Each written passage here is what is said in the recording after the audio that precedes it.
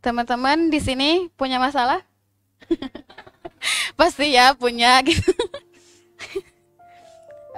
Atau sedang mungkin ya gitu. Pasti semua makhluk itu, semua manusia pasti punya masalah gitu. Dari anak-anak maupun orang tua gitu pasti punya masalah gitu. Anak-anak punya masalah, punya gitu. Tapi cara nyelesainnya tuh beda gitu. Misalkan gitu ya, jatuh. Terus nangis gitu ya. Tapi di situ tuh orang tua tuh nguatin gitu ya. Nanti tuh di sana pembentukan karakter anak itu gimana buat kedepannya ngadapin masalah tuh gitu. Terus kalau buat anak gede nih gitu, pasti udah punya solusinya gitu. Karena masalah itu akan membuat kita lebih dewasa gitu. Jadi masalah tuh akan membuat kita lebih dewasa. Setiap masalah tuh pasti ada solusinya gitu ya.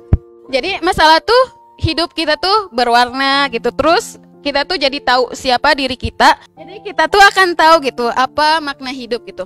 Kalau kata Teres Nama, masalah itu perlu gitu. Masalah itu seru. Masalah itu akan ada sesuatu.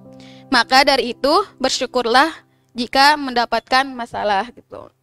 Jadi bersyukur karena Allah tuh gak mau gitu hambanya terlalu berlama-lama dalam dosa gitu. Dan buat ladang amal juga gitu. Allah tuh ingin kita menjadi hamba yang meraih kecintaannya yang berlimpah gitu.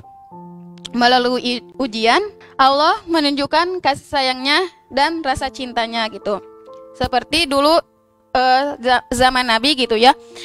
Bilal gitu, terus keluarga Yasir, Ammar gitunya sama Sumayyah, sampai Sumayyah itu digelari Ummu Syuhada gitu ya. Karena itu tuh tanda cinta dari Allah karena kesabarannya gitu. Allah tuh udah nanemin di hatinya tanda cinta gitu.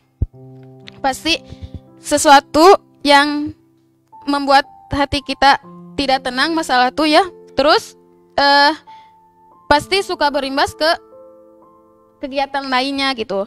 Namun masalah ini bisa dikendalikan gitu dengan yang mengembalikan kepada dia yang membuat masalah, yang memberi masalah.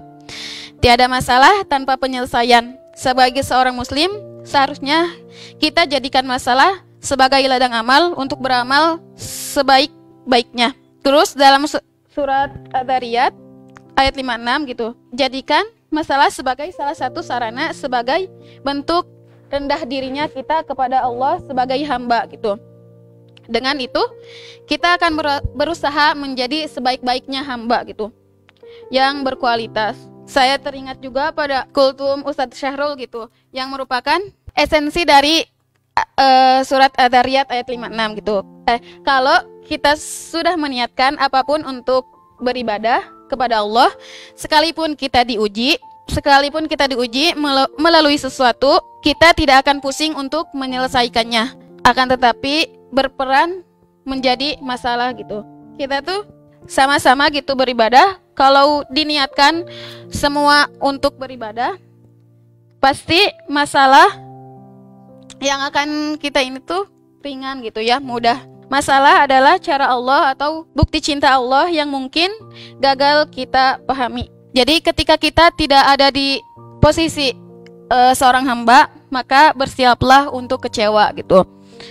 Mungkin sekian dari saya. Mohon maaf bila banyak kesalahan. Wassalamualaikum warahmatullahi wabarakatuh.